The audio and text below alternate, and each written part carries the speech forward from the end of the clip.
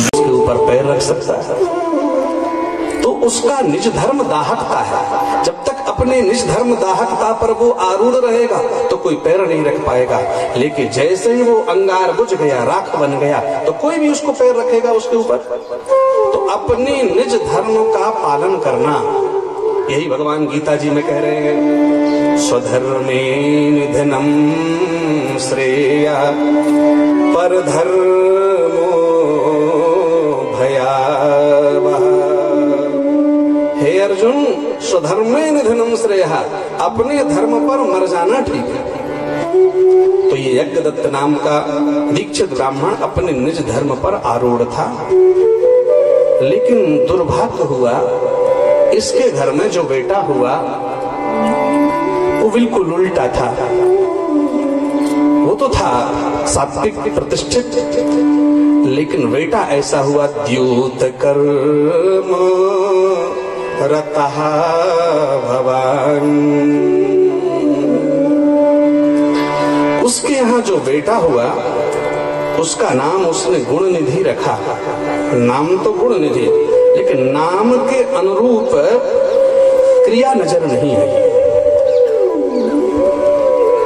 शिव पुराण में सूत जी महाराज सोनकादियों से कहते हैं कि द्यूत कर्म रतो न रहा, तो जुआ खेलने लगा। कभी कभी अच्छे परिवार में बुरी संतान का जन्म हो जाना, अरे भाई दीपक तो प्रकाश देता है, लेकिन प्रकाश देने वाले दीपक से कालिमा पैदा होती। कभी कभी माता पिता अच्छे होते हैं लेकिन संतान बुरी हो जाती है। कभी कभी माता पिता के कर्म ठीक नहीं है, वैसे दिखलाई नहीं देते थे, लेकिन उनसे संतान अच्छी हो गई। क्यों? बोले दीपक ते काजल भयो, दीपक प्रकाश देता है लेकिन काले को पैदा करता है। और कमल कीचते होए, कीचड़ में कमल खिल जाता है। कीचड़ बुरा है लेकिन कमल को पैदा कर दिया।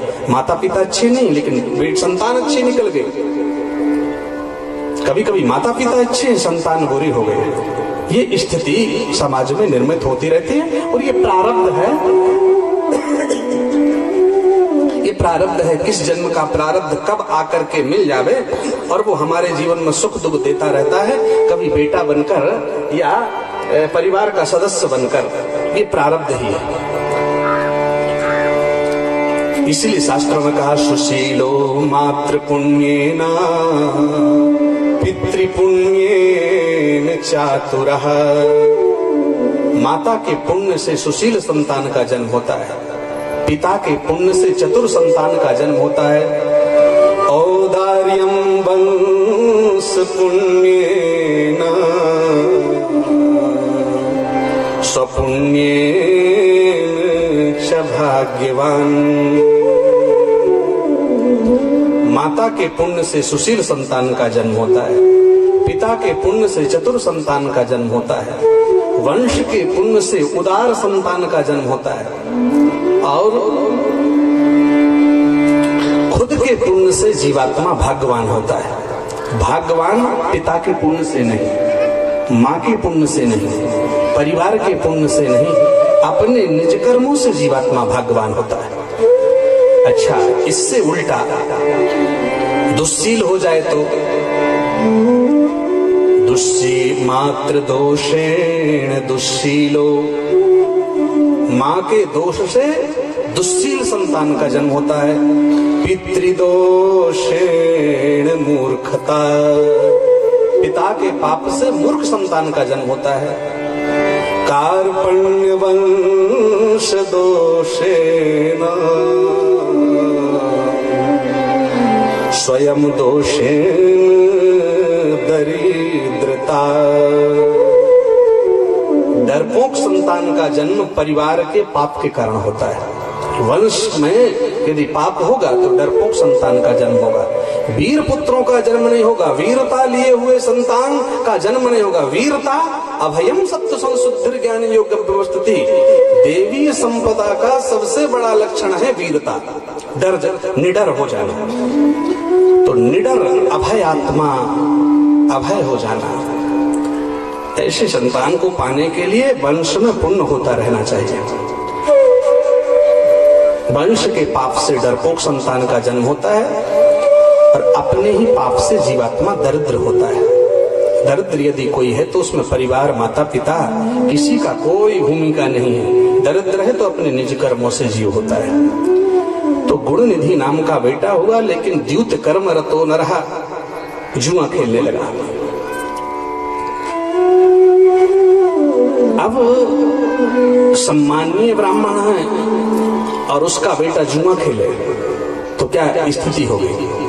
धीरे धीरे जो व्यक्ति जिस कर्म में प्रवृत्त होता है वो अपने कर्म को पूरा करने के लिए पैसे निकाले।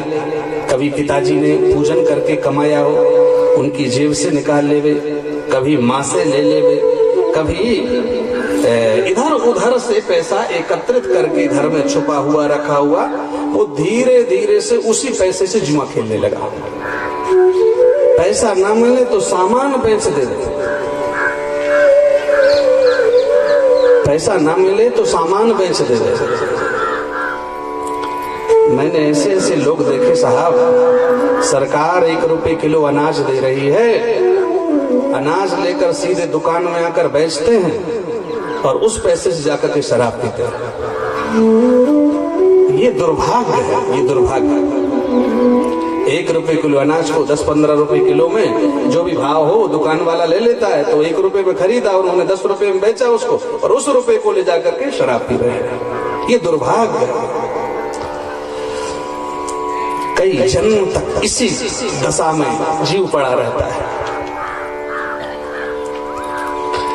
जागिए, उठो मानव सो चुके हो, उठो मानव जाग जाओ, सो चुके हो अब न सोना, बीज अपने बंधनों के बो चुके हो अब न बोना, उठो मानव जाग जाओ, सो चुके हो अब न सोना। ये भगवत कथा। उत्तिष्ठित जागृत प्राप्त वरान निबोधक क्षुरस्य धारा निशिता दुरत्या। अरे जो सोया है वो जाग जाइए, जो जागा है वो बैठ जाइए, जो बैठे हो वो खड़े हो जाइए, और जो खड़े हो वो चल पड़िए, और जो चल रहे हो तब तक ना रुकिए जब तक तुम्हें अपना लक्ष्य प्राप्त ना हो जाए।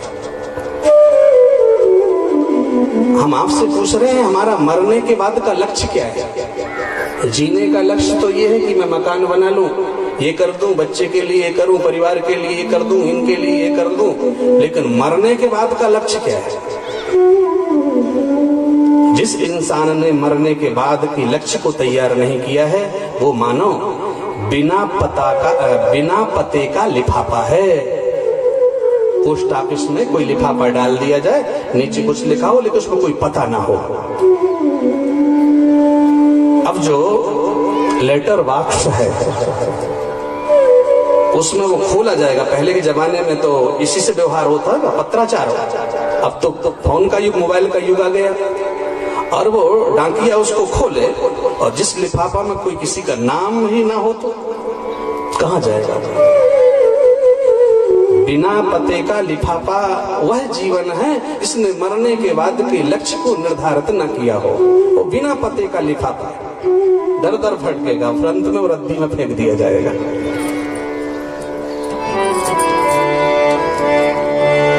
पता चला धीरे धीरे, अब माँ को पता चला, माँ के निकट होता है ना पुत्र, तो माँ को पता चला। माँ सोचती थी कि जो पिता है उनको पता चलेगा तो इसकी पिटाई करेंगे, डांटेंगे, तो माँ बेटे की अपनी बुराई को छुपाती थी। कथा स्थल पर बैठे हुए भक्तवृंद, ये समाज में पाया जाता है। अपने बच्चे को दोष से निकालिए, उन पर पर्दा मत डालिए, एक दिन वो दोष आपके लिए, परिवार के लिए, उस खुद के लिए भयावह हो जाएंगे। इसलिए जब तक वो छोटा है तब तक उसको दोष से निकालने के प्रयास कीजिए। और ये माताओं को ये गुण किसने दिया है? अपने बच्चे का पक्ष लेना, बच्चे का पक्ष लेना, ये गुण माताओं को जगत जननी ने दिया है। ये माताओं के पास ये गुण कहां से आया है कि अपने बच्चे के दोष को छुपा लेना, पुत्रो जायेता क्वचिदपि कुमाता न भवति। दुनिया में जितनी भी माताएं हैं, अपने जैसे बच्चे को साफ करना, पुष्ट करना, उसके दोष को नहीं देखना, ये जगत की माँ से संसार की माताओं को मिला है। अपने बेटे का पक्ष, अपने दोषवार बेटे का, कसूरवार बेटे का पक्ष लेती है माँ। मेरा बेटा ऐसा नहीं कर सकता, मेरा बेटा ऐसा नहीं कर सकता। पुष्ट करना, रक्षा करना। चिड़िया को देखा होगा, अंडे भी देती तो तिनके तिनके ऐसी जगह इकट्ठा करती है जहां किसी आदमी का हाथ ना पहुंच सके, ऐसी जगह घोंसला बनाती है। पक्ष लेना, पुष्ट करना, दोषों को नहीं देखना, ये संसार की माताओं को जगत जननी से मिला है। ये गुण तो छुपाती रहती थी मां। एक दिन यज्ञदत्त को पता चल गया। यज्ञदत्त ने सोचा, अरे समाज में धर्म कर्म करता हूं और लोग श्रद्धा से मुझको दान देते हैं, और उस दान का जो द्रव्य है, वस्तु है, मेरे घर में आकर उनका ऐसा दुरुपयोग होगा। समाज के भक्तों के दान का, पैसे का दुरुपयोग हो रहा है। 3 तरह के दान हैं। उत्तम दान, उसको तीनों तरह का दान मिलता था। उत्तम दान, मध्यम दान, सामान्य दान। उत्तम दान क्या है? स्वर्ण दान, गौदान, मकान बनाकर किसी को दे देना, धर्मशाला बनाकर समाज को सौंप देना, मंदिर बना देना। भूमि दान, भूमि का दान करना उत्तम दान है। स्वर्ण का दान करना उत्तम दान है। विद्या का दान करना उत्तम दान है। घर बनाकर किसी को दे देना, ये उत्तम दान है। धर्मशाला बनाकर समाज हित में समर्पित कर देना, ये उत्तम दान है। मध्यम दान में किसी को कपड़े देना, किसी को वस्त्र देना, अन्न देना, अन्न देना, ये मध्यम दान है। किसी को वाहन देना, पहले अश्व इत्यादि लोग देते थे। गौदान उत्तम दान में, अन्नदान मध्यम दान में। और सामान्य दान है किसी को नमक देना, तेल दे देना, छाता दे देना, जूता दे देना, लकड़ी दे देना, ये सामान्य दान है। तो उत्तम दान, मध्यम दान और सामान्य दान, तीनों दान समाज से जिसको प्राप्त होते थे। सात्विक ब्राह्मण। लेकिन जब बेटा ऐसा करने लगा तो एक दिन उनको छुपाते छुपाते पता चल ही गया। तो उन्होंने समझाया, बेटे आओ, अपने गुण निधि से क्या कहते हैं, ब्राह्मणानां धनम ताता सद्विद्या साधु संगमः किमर्थं न करोषि त्वं, किमर्थं न करोषि त्वं सुरुचिं प्रीति मानुषा। हे बेटे, तुझे शरीर मिला है, तुझे पता है, ब्राह्मणानां धनम ताता सद्विद्या साधु संगम। सद्विद्या प्राप्त कर लेना। सद्विद्या, विद्या दो है, इसका नाम ही विद्या है और एक का नाम अविद्या है। विद्या अपर अविद्या दो, विद्या अपर अविद्या दो, विद्या अपर अविद्या दो,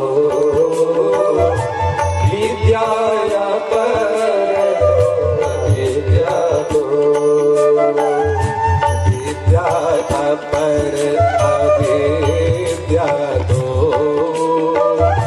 विद्या अपर अविद्या दो, विद्या अपर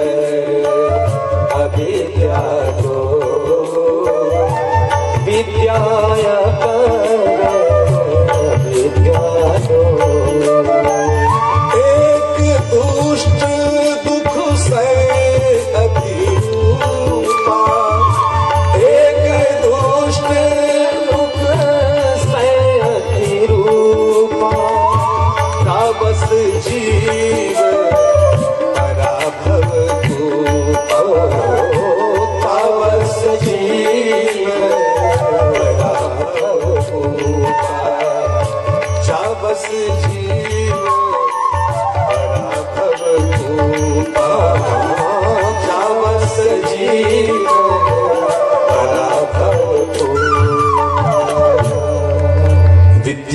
विद्यांचा यस्तद वेदो भयम सह। विद्या उसको कहते हैं जो सदा विद्यमान रहने वाली वस्तु का बोध करा देवे।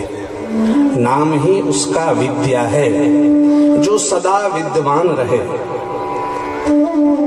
अविद्या उसको कहते हैं आका अर्थ नहीं और विद्यमान, जो विद्यमान नहीं है उस पर उलझाए रखे, उसका नाम अविद्या है। तो सदैव विद्यमान क्या है? लाडगांव के इस प्रांगण में बैठे हुए समस्त भक्तवृंद ध्यान देंगे।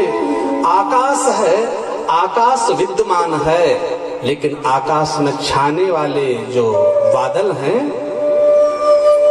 वो सदैव विद्यमान नहीं रहते। बस इस स्वरूप को जो समझ लेता है बेटे, वही विद्या है। और ऐसी विद्या को इस शरीर में प्रतिष्ठित कर लेना चाहिए तुम्हें। आकाश स्थिर है, आने वाले बादल जो घन हैं वो अस्थिर हैं, अविद्यमान हैं। वो कभी बरस जाते हैं, कभी वायु के थपोड़ों से पूर्व से पश्चिम, उत्तर से दक्षिण इर्द गिर्द चले जाते हैं बेटे। तो बादल अविद्यमान हैं, आकाश स्थिर है। परमात्मा जो है वो स्थिर है, खम ब्रह्मा। इसलिए यजुर्वेद में कहा गया भगवान कैसे है? बोले आकाश की तरह और दुनिया बादलों की तरह। कितने लोग हमारे गांव में पैदा हो चुके होंगे और कितने लोग निकल चुके होंगे। कितनी बेटियां गांव से निकल चुकी होंगी और कितनी दूसरे गांव की बेटियां आ चुकी होंगी। इस चक्कर को समझिए, ये सब बादल है, ये सब बादल है। आना, इधर से उधर चले जाना, उधर से इधर आ जाना, और ये सब बादल है। स्थिर ईश्वर है। इसलिए बेटे उस तत्व को प्राप्त कर लेना। ब्राह्मण का ये धन है। ब्राह्मणानां धनम ताता सद्विद्या साधु संगमः। इस विद्यमान वस्तु को समझ लेना और साधुओं की संगति करना, साधु पुरुषों का संग करना। लेकिन तुम कैसे हो? किमर्थम न करोषित्वम। हे मेरे पुत्र, तू क्यों नहीं करता? और जबरदस्ती नहीं, पिता के भय से नहीं। जो बच्चे माता पिता के भय से काम करते हैं वो सदैव सदा काम अच्छा काम नहीं कर सकते। अरे भाई, स्प्रिंग को आप कब तक दबा कर रखोगे? स्प्रिंग को आप कब तक दबा कर रखोगे? जब तक दबाव रहेगा तब तक वो दबी रहेगी, और जैसे दबाव हटा तो वो निज रूप में आ जाएगी। हमारा जीवन उस स्प्रिंग की तरह ना रहे कि पिताजी कहे, पिता के दबाव में, माँ के दबाव में या परिवार के दबाव में मैं सही रहूं। अपने सहज स्वरूप को पहचान लेना कोई जरूरी है। पिताजी कहेंगे तब मैं पढ़ूंगा, कोई कहे जरूरी है जब मेरी माँ कहे तब मैं पढ़ूंगा, कोई जरूरी जब मुझे कोई कहे तब मैं पढ़ूंगा। अपने सहज स्वरूप को समझ लेना।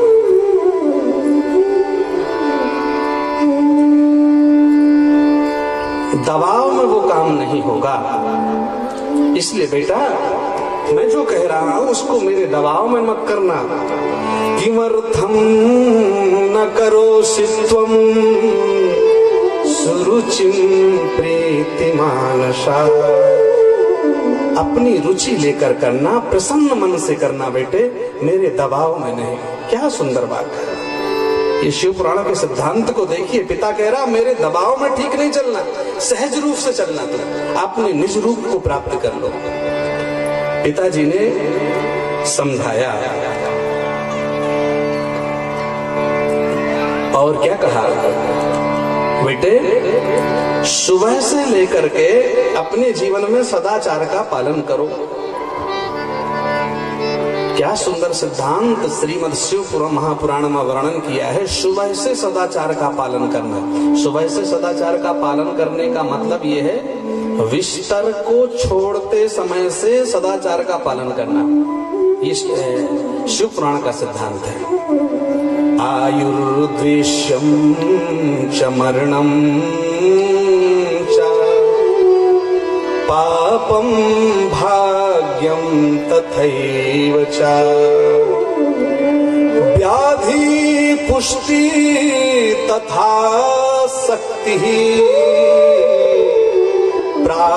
प्रातरुत्थान दिक्फलम्। कितने श्रेष्ठ सिद्धांत का प्रतिपादन श्रीमद् शिव महापुराण में कहा गया। सुबह से जब बिस्तर से उठो, जो व्यक्ति सुबह बिस्तर से उठकर सबसे पहले पूर्व दिशा की ओर देखता है और पूर्व दिशा का दर्शन करके माता पृथ्वी को प्रणाम करता हो, तो शिव पुराण में लिखा है आयुर्द्वेष्यम च मरणम च।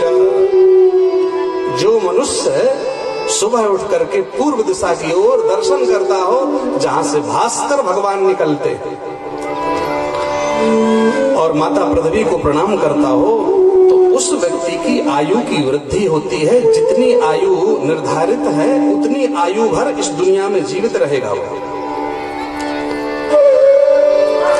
कोई अकाल मौत इत्यादि और इस तरह से उसकी पूर्ण आयु भोग करेगा जो व्यक्ति सुबह सुबह पूर्व दिशा की ओर देखेगा तो प्रणाम करेगा। और दूसरा सिद्धांत आयुर्द्वेष्यम च मरणम च।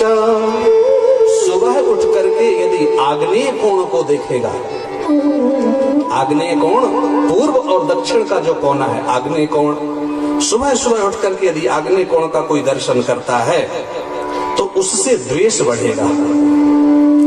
समाज में अपने आप लड़ाई झगड़ा होंगे, द्वेष लड़ाई झगड़ा बढ़ेगा। इसलिए ध्यान देंगे सभी लोग, उठ करके सीधा आग्नेय दिशा का दर्शन नहीं करना है, पूर्व दिशा का दर्शन करना है। उठ करके कोई दक्षिण दिशा का दर्शन करता है, सीधा अपने मुख को दक्षिण की ओर करके देख लेता है, तो आयुर्द्वेष्यम च मरणम च। दक्षिण दिशा का दर्शन करने वाला अकाल मौत मर जाता है। या छोटी सी कोई रोग का बहाना आ गया, चला गया। अकाल मौत दक्षिण दिशा के दर्शन का फल है। इसलिए दक्षिण दिशा को सिर करके सोने का विधान है कि दक्षिण दिशा में हम सिर करके सोएंगे, पैर करके नहीं। तो सिर करके सोएंगे तो हम उठेंगे तो कहाँ देखेंगे? जो पलंग ऐसा बिछा हो और हम इधर सोए हो तो उठेंगे तो हम सीधा देखेंगे, या तो हमारी दृष्टि उत्तर दिशा की ओर पड़ेगी, इस तरफ देखेंगे तो पूर्व दिशा की ओर पड़ेगी, इस तरफ देखेंगे तो पश्चिम दिशा की ओर पड़ेगी। और इस तरफ सिर करके बैठेंगे तो कोई झाँक करके ऐसा उल्टा तो नहीं देखेगा ना। इसलिए हमारे यहाँ शयन का जो विज्ञान है, शयन के विज्ञान के पीछे जागने का विज्ञान निर्धारित है। पूर्व दिशा को देखने से आयु की वृद्धि, आग्नेय कोण को देखने से द्वेष का वर्धन, दक्षिण दिशा की ओर देखने से मरणम, और जो नैऋत्य कोण को देखेगा वो पाप करने की प्रवृत्ति बढ़ जाएगी। दक्षिण और पश्चिम का जो कोना है उसको भी नहीं देखना है। तात्पर्य पूर्व से इस तरफ तीनों जगह, जो चाहे ये कोना हो या दक्षिण हो या ये नैऋत्य कोण है, इसको नहीं देखना है। और पश्चिम दिशा आयुर्द्वेष्यम च मरणम च पापम भाग्यम तथैव च। नैऋत्य कोण को देखेगा तो पाप करने की वृत्ति बढ़ेगी, और पश्चिम दिशा की ओर देखेगा तो भाग्य की वृद्धि होगी। इसलिए उत्तर दिशा की ओर पैर करके जब सोएंगे और पलंग में इस तरफ से उठेंगे तो पश्चिम दिशा ही दिखलाई देगी। इसलिए पश्चिम का दर्शन करने से भाग्य की वृद्धि होती है। पश्चिम और उत्तर का जो कोना है वायव्य कोण, उसको भी नहीं देखना है। व्याधि पुष्टि तथा शक्ति, वायव्य कोण का दर्शन करने से व्याधियों से वो घिरा रहेगा। घर में कोई ना कोई अस्वस्थ बना रहेगा या स्वयं को कोई ना कोई बीमारी लगी रहेगी। व्याधियों से घिरा रहना, एक होती है आधि और दूसरी होती है व्याधि। मानसिक जो कष्ट है उसको हम आधि कहते हैं और शारीरिक जो कष्ट है उसको हम व्याधि कहते हैं। कभी कभी घर में सब कुछ है लेकिन मन अशांत हो जाए तो मन से दुखी, मन में दुख होना उसका नाम आधि है। और रोग होगा तो शरीर में दुख होगा तो शरीर को कष्ट होना उसका नाम व्याधि है। मानसिक कष्ट आधि और शारीरिक कष्ट व्याधि। तो वायव्य कोण का दर्शन करने से व्याधियों से घिरा रहेगा। व्याधि पुष्टि, उत्तर दिशा की ओर जब कोई भक्त दर्शन करेगा तो वो पुष्ट होगा, हर तरीके से उसको पुष्टि प्राप्त होगी। इसलिए कथा स्थल पर विद्यमान भक्तवृंद ध्यान देंगे। अब बचा एक ही कोना, ईशान कोण। बहुत उत्तम कोण है ये ईशान कोण। इसलिए ग्रहारंभ होता है तो ईशान कोण में ही पूजन किया जाता है। ये बहुत उत्तम कोण है। ईशान कोण से पूजन करके घर को प्रारंभ किया जाता है। क्यों? ईशान कोण का जो दर्शन करता है तो क्या पापम भाग्यम तथैव च व्याधि पुष्टि तथा शक्ति। यदि कोई ईशान कोण का दर्शन करेगा तो वो उसको आत्मबल प्राप्त होता रहेगा, कभी भी घबराहट नहीं होगी। विषम से विषम परिस्थितियों पर उसका आत्मबल बना रहेगा। इसलिए आत्मशक्ति को प्राप्त करना हो, आत्मबल को वर्धन करना हो तो प्राप्त रुक्तान दिक्फलम, ये प्रायः का दर्शन करने का फल है। इसलिए सदाचार का पालन जीवात्मा को सुबह से करना चाहिए। और दूसरा सिद्धांत है, कथा स्थल पर बैठे हुए भक्तवृंद, आप भगवान का पूजन करते हैं, भजन करते हैं। मैं आपसे पूछ रहा हूं, भगवान के भजन तो 24 घंटे किया जा सकता है, लेकिन सबसे अच्छा काल है ब्रह्म को पाने वाला, जिस काल का उपयोग ऋषियों ने, योगियों ने, साधकों ने सदैव किया, वह काल है ब्रह्म मुहूर्त। ब्राह्मे मुहूर्ते उत्तिष्ठेत, इसलिए ब्रह्म मुहूर्त कहा गया। एक ऐसा मुहूर्त जिसका नाम ही ईश्वर के नाम से रखा गया हो, ब्रह्म मुहूर्त। ईश्वर को पाने की विधा का जहां बोध हो जाता हो उस काल का नाम ब्रह्म मुहूर्त है। ब्रह्म का प्रतिपादक समय है वो। चलिए, यदि ब्रह्म मुहूर्त में आप नहीं जाग सकते तो सुबह जल्दी जागिए। जो लोग 8 बजे 9 बजे तक सो रहे हैं उस परिवार का भविष्य 1, 2, 3 पीढ़ियों तक ही ठीक रह सकता है। 2-3 पीढ़ियों के बाद उसके घर की स्त्री निकल जाएगी। ये माता लक्ष्मी कह रही है। जो सूर्य उदय और सूर्य अस्त के समय सोएगा, जहाती श्री रपि चक्रपाणिनम, यदि मेरे भगवान विष्णु पति यदि वो भी सोने लगे ना सुबह सुबह सूर्य उदय के समय या सूर्य अस्त के समय, तो मैं अपने भगवान नारायण को भी छोड़ दूंगी। सामान्य व्यक्ति की बात क्या है?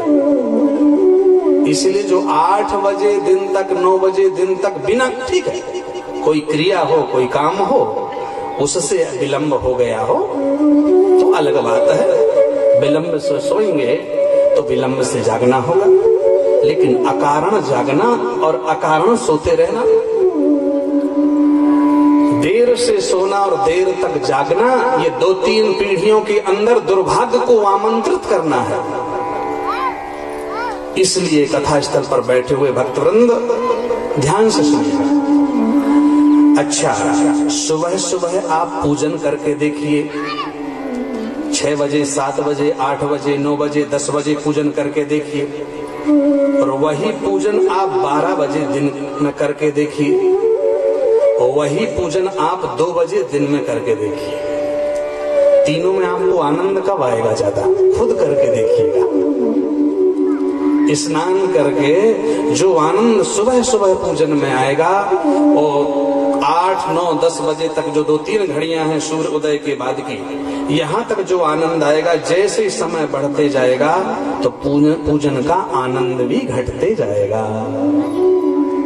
2 बजे स्नान करके मंदिर जाओ, आत्मा में वो बात स्थिर होगी ही नहीं, क्योंकि 6-7 घंटे का जो समय समाज में मिला, उसमें कई तरह के विचार इस अंतर मन में आ गए। अभी तक हमारा जो शरीर था, रात्रि में सो रहे थे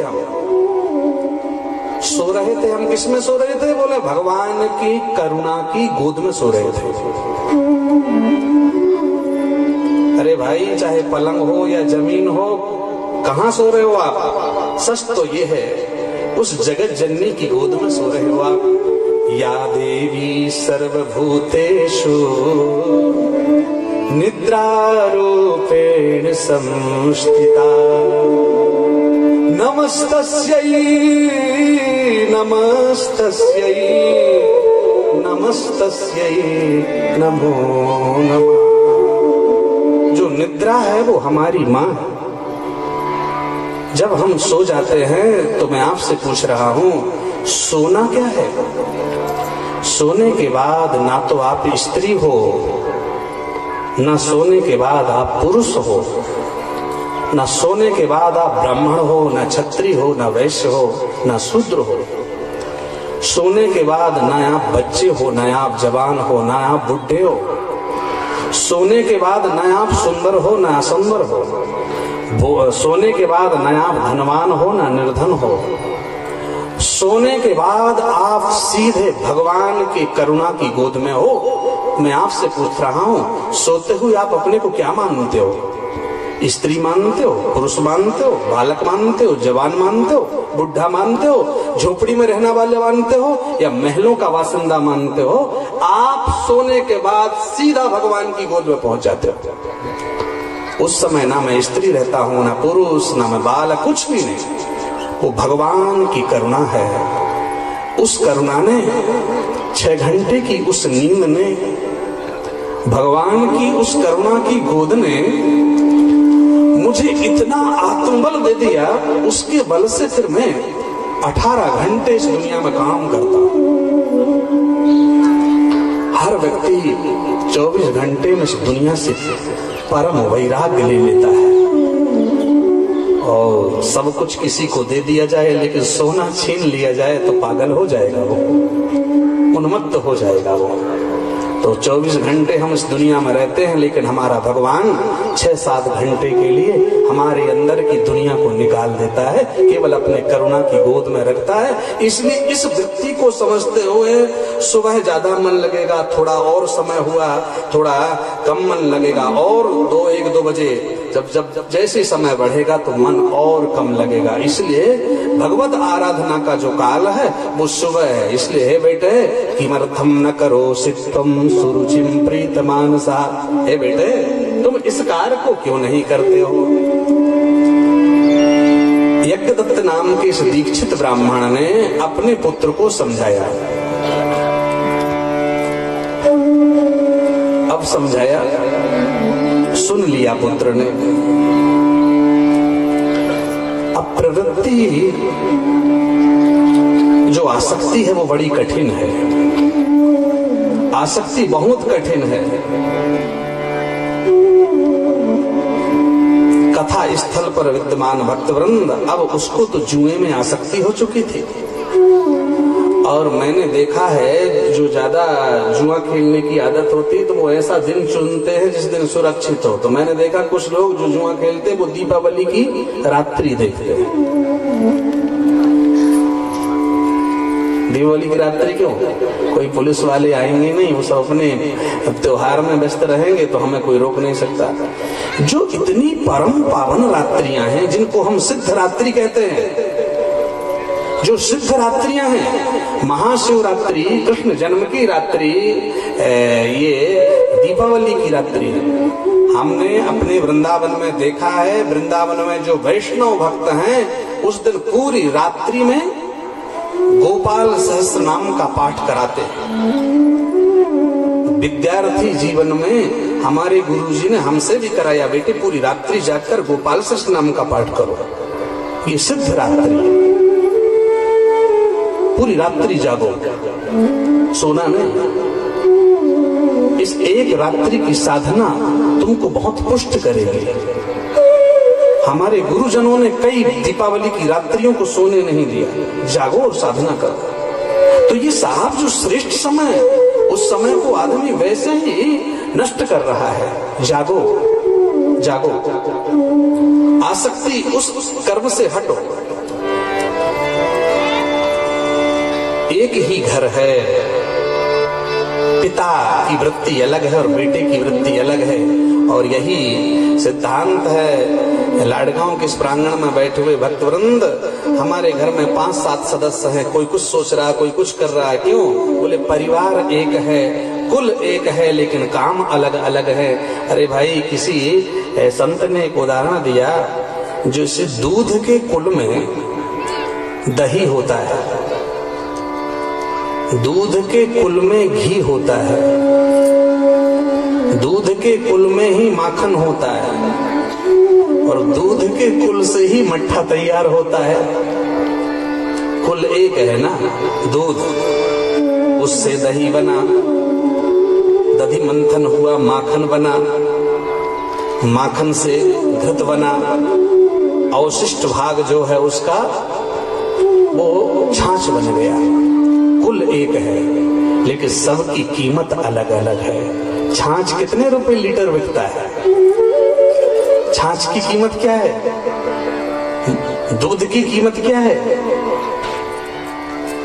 छाछ से महंगा दूध है, दुग्ध से महंगा दही है, दही, दही से महंगा माखन है, माखन से महंगा घी है।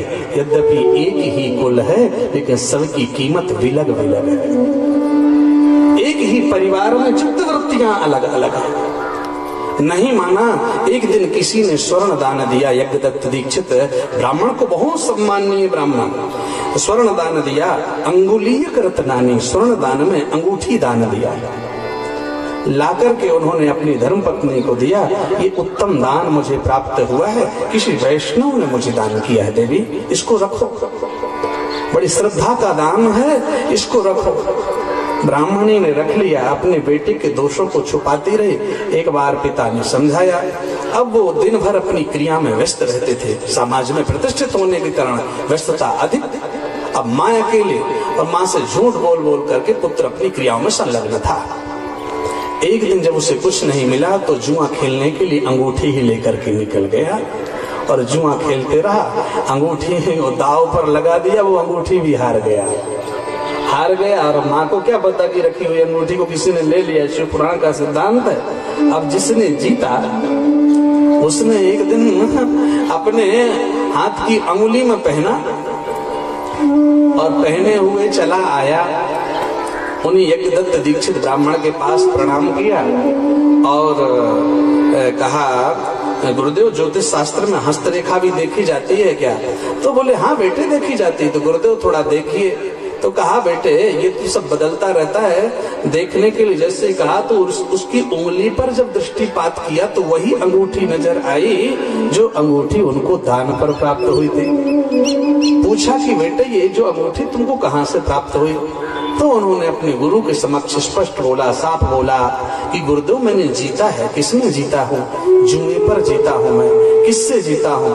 जो गुण निधि है ना आपका बेटा, वो भी खेलने के लिए आया था, उसने दाव पर लगाया तो मैं जीत गया। सच बोला। आकर के यज्ञदत्त दीक्षित ब्राह्मण ने आकर के पुनः अपने बेटे गुण निधि को समझाया।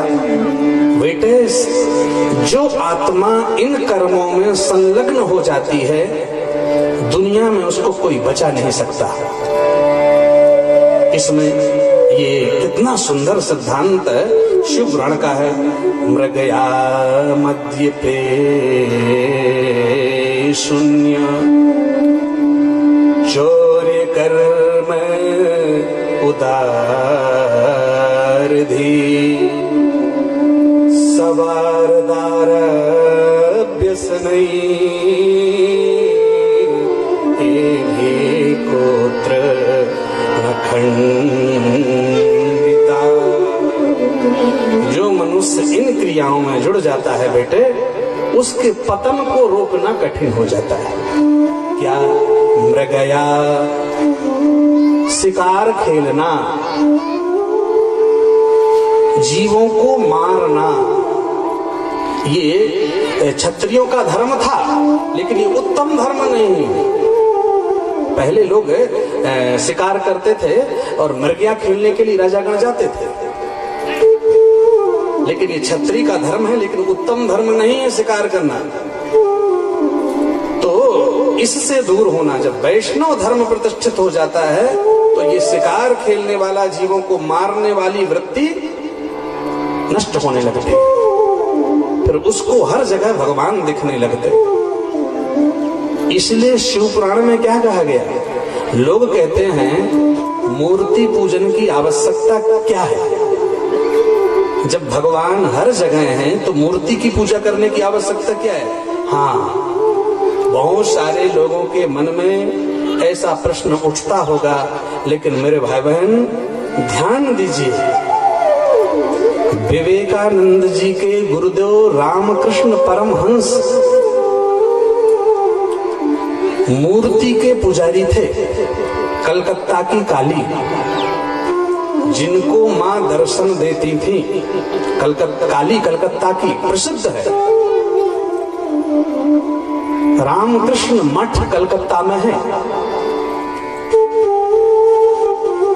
तो परमहंस गुरुदेव जो मूर्ति के पूजक थे, उनके शिष्य विवेकानंद जी सन्यासी थे। लेकिन आप संपूर्ण विवेकानंद जी के उद्बोधनों को आप पढ़कर देखिए, उनके ग्रंथों को पढ़कर देखिए, एक भी जगह विवेकानंद जी ने मूर्ति पूजा का खंडन नहीं किया है। परम सन्यासी होने के बाद कहीं पर भी नहीं। धर्मध्वज को विदेश में भी फहरा कर आ जाने वाला ये श्रेष्ठ आत्मा कहीं पर भी मूर्ति पूजा का खंडन नहीं किया, क्योंकि उनको मालूम था कि मैं मूर्ति पूजन नहीं करता, लेकिन मेरे गुरुदेव ने नरेंद्र को विवेकानंद बनाया है इसी मूर्ति के आशीर्वाद से। हम ना करें कोई बात नहीं, लेकिन कोई कर रहा है उसको ढोंग मत कहो। शिव पुराण का श्लोक पढ़ लीजिए। यावच्च प्रतिमा पूज्या, तब तक मूर्ति का पूजन करते रहो। कब तक? यावद विज्ञान संभवः, जब तक आपको परम ज्ञान न हो जाए। ज्ञानाभावे न पूज्येता पतनम तस्य निश्चितम। ज्ञान के अभाव में भगवान यदि सभी जगह जब तक ना दिखलाई दे, तब तक भगवान का पूजन करते रहो। भगवान को मूर्ति में देखते रहो। मूर्ति पूजन तब तक करते रहना चाहिए जब तक हमारा भगवान हर जगह नजर ना आने लगे। और जब हमारा भगवान हमको हर जगह नजर आने लगे, तब मूर्ति पूजन करने की आवश्यकता। अब तो भगवान आपके लिए हर जगह हो गए, लेकिन पहले भगवान को हर जगह देखने के लिए किसी जगह से प्रारंभ तो करना होगा। तो पहले मूर्ति से ही प्रारंभ करो, यहीं से भगवान को देखने की आदत डालो, पूजन करो। मैंने भगवान को मंत्रों के द्वारा यहाँ प्रतिष्ठित किया है, मेरे भगवान इसी में विद्यमान है, मैं उनका पूजन कर रहा हूँ। हमारे हिंदू धर्म में, सनातन धर्म में वरुण देवता का पूजन होता है, मतलब जल में भगवान है। आंवला नौमी वृक्ष के नीचे, आंवले के नीचे माताएं पूजन करती, मतलब वृक्ष में भगवान है। पीपल का पूजन वृक्ष में भगवान है।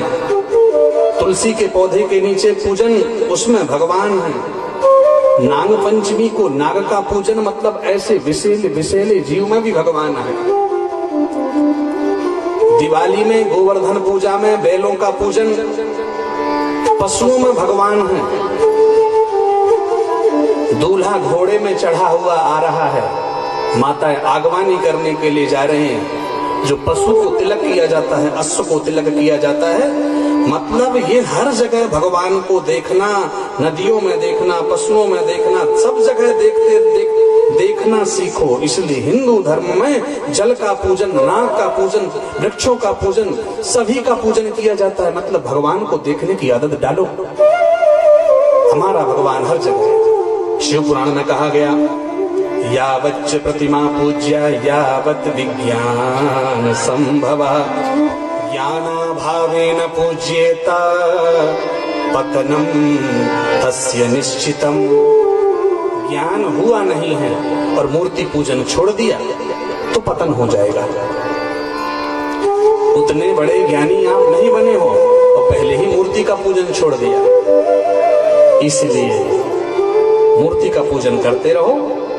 इसलिए हमारे भगवान राम ने शिव जी का पूजन करके दुनिया को बतलाया, लिंग थाप विधिवत कर पूजा, लिंग थाप विधिवत कर पूजा। रामेश्वरम लंका जाने के पहले उन्होंने भगवान शिव जी का अभिषेक करके, पूजन करके पूरी दुनिया को बतलाया। शिव जी साक्षात आ सकते थे जिनके सामने।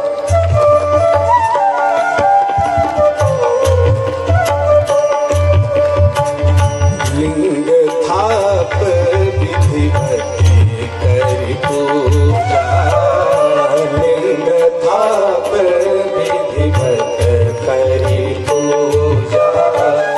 शिव समान प्रिय मोहि न दूजा, शिव समान प्रिय मोहि न दूजा, शिव समान प्रिय मोहि न दूजा, शिव समान प्रिय मोहि न दूजा। लिंग थाप विधिवत कर पूजा, लिंग थाप विधिवत कर पूजा, विधिवत कर पूजा, विधिवत कर पूजा। ये पूजन का सिद्धांत की बात इसलिए निकल गई क्योंकि क्षत्रिय का श्रेष्ठ धर्म नहीं है, शिकार करना धर्म है, लेकिन उत्तम धर्म नहीं है। धीरे धीरे पूजन करते करते भगवान को सब जगह देखना सीखो तो ये शिकार करने की वृत्ति भी नष्ट हो जाएगी। तो क्या कह रहे हैं यज्ञदत्त दीक्षित ब्राह्मण, क्या कह रहे हैं? मृगया, शिकार से दूर होना, किसी जीव की हत्या नहीं करना, बलि नहीं देना, बकरे की बलि नहीं, मुर्गा नहीं, कोई जीव नहीं, सबके अंदर भगवान है। क्योंकि प्रकृति ने उसको उसका कर्म फल भोगने के लिए पैदा किया है और उसको भोगे बिना पहले ही नष्ट कर देना पातकी। उसका प्रारब्ध अभी पूरा नहीं हुआ है, उसके पहले आपने अपने निज कर्म से उसके प्रारब्ध को अधूरा ही छोड़ दिया। मुर्गे की अभी समय पूरा नहीं हुआ है, उसका कर्म फल अभी नहीं गया है, आपने बीच में उसकी यात्रा में रुकावट पैदा की। इसलिए दूसरा दोष है, हे गुणनिधि बेटे, मद्य। मद्य, मृगया मतलब शिकार, मद्य मतलब मदिरा पान, इसको भी छोड़ना बेटे। जो जीवात्मा इससे आसक्त हो जाता है, तीसरा दोष मृगया मध्य पे शून्य। तीसरा है पे शून्य मतलब चुगली करना। अघ की पिसुनता सम कछुआना। रामचरितमानस में कहा चुगली करना भी एक पाप है। चुगली, बैठे हैं तो किसी की भी निंदा चुगली कर रहे हैं, इससे भी दूर रहना सीखो। मृगया मद्य पे शून्य, अनृत, हर समय झूठ बोलना। पांचवा दोष चोरी। छठवा दोष दुरोदरई, यही जुआ खेलना। सवारदारई, वारदारा गणिका वैश्य है, उन पर आसक्त हो जाना और उनका उपभोग करना। सवारदार व्यसनी ही, मद्य के साथ व्यसन शब्द का प्रयोग किया गया। केवल मदिरा नहीं, मदिरा के साथ साथ और भी व्यसन है। बड़े बड़े नशा वाले हैं, अफीम वगैरह कितने नशा के पदार्थ हैं, अब नाम तो हमको पता नहीं, जिससे लोग नशा करते हैं। इन सभी व्यसनों से जो जुड़ जाता है, ये भी कोत्र न खंडिता। अरे बेटे, ऐसा कौन सा आदमी है इनसे जुड़ करके उसका उत्थान हो जाए? कौन खंडिता, इनसे जुड़ने के बाद जीवात्मा का पतन हो ही जाता है। आज नहीं तो कल, कल नहीं तो परसों उनका पतन होना निश्चित ही है। क्या सुंदर सिद्धांत का प्रतिपादन किया मेरे भाई बहन। इनसे दूर रहो। आज अपने बेटे को समझाया, पुनः समझाया 2 बार, और अपने कार्य में लग गए। इतना समय ही नहीं था, इतने व्यस्त ब्राह्मण थे, पूरा समाज में प्रतिष्ठित ये, राजा तक सम्मान करता था। परम तपस्वी वैदिक ब्राह्मण, परम तपस्वी, बेटे के लिए जितना वक्त मिला वो सीधा सूत्र देकर चले जाते थे। और क्या सुंदर उदाहरण दिया गया है, जैसे कांच का महल हो। संसार कांच की महल की तरह है। उस कांच के महल में यदि कोई राजकुमार चला जाए तो हर कांच में अपना चेहरा देखेगा तो राजकुमार अपने को देख देख कर खुश होगा। और कांच के महल में यदि कोई श्वान चला जाए, कुत्ता चला जाए तो वो भौंक भौंक कर मर जाएगा, क्योंकि कुत्ते को उस शीशे में खुद दिखलाई देगा तो दूसरे कुत्ते को देखकर भौंकेगा, वो भौं भौं करेगा, तो कुत्ता भौंक भौंक कर मर जाएगा, राजकुमार देख देख कर आनंदित हो जाएगा। ये दुनिया उस कांच महल की तरह है जो परम सात्विक आत्मा आनंदित होती रहती है, और जो दुरात्मा उस श्वान की तरह भौंक भौंक कर, तात्पर्य ये है अपनी निज प्रवृत्तियों के द्वारा गिर जाया करता है। इसलिए कांच की संसार जो है कांच का महल है। कभी कभी लोग कहते हैं ये तो कलयुग है। कलयुग में श्रीमद् भागवत जी के उत्तरार्ध में आप जब पढ़ करके देखेंगे तो वहां पर एक श्लोक आता है, उसमें ये कहा गया है कि सतयुग के मनुष्य भगवान से प्रार्थना करते हैं कि हमें एक बार कलयुग में जन्म दे देना। क्यों? यहाँ तो हम 1 लाख वर्ष जीते रहते हैं, 10,000 वर्ष तपस्या करेंगे वो फल मिलेगा, कलयुग में जाकर 24 घंटे ही तपस भजन कर लेंगे तो वो बराबर फल मिल जाएगा। इसलिए हे नाथ, कलयुग के 24 घंटे का भजन इस 10,000 वर्ष के बराबर फल देता है। इसलिए हे नाथ, हमें ऐसे जगह पर भेज दीजिए, एक बार कलयुग में जन्म दे दीजिए कि 24 घंटे, इसलिए हमारे यहाँ अखंड संकीर्तन होता है। कलकत्ता की ओर आप चले जाइए, जैसे हमारे यहाँ अखंड रामायण का पाठ होता है, ये 24 घंटे के कीर्तन है। वहां पर सत्संग होता है, नाम संकीर्तन होता है। कलकत्ता की तरफ हरे कृष्ण कृष्ण कृष्ण हरे हरे, हरे राम राम राम हरे हरे। केवल यही मंत्र का जप, मृदंग झांझ से 24 घंटे कीर्तन चलता है। तो कलयुग है, लेकिन राजकुमार बन जाओ, आनंदित हो जाओ। समझाया उन्होंने, फिर अपने कार्य में लग गए। कथा स्थल पर विद्वान भक्तवृंद बेटा नहीं माना तो पिता ने फिर शास्त्र विधि का पालन किया। एक व्यक्ति के कारण यदि पूरे परिवार का सम्मान नष्ट हो रहा है तो परिवार के सम्मान को बचाने के लिए उस व्यक्ति को त्याग देना चाहिए। कुलस्यार्थे एकम त्यजेत। एक व्यक्ति पूरे परिवार का सम्मान नष्ट कर रहा हो तो उस व्यक्ति को त्यागने में कोई पाप नहीं है।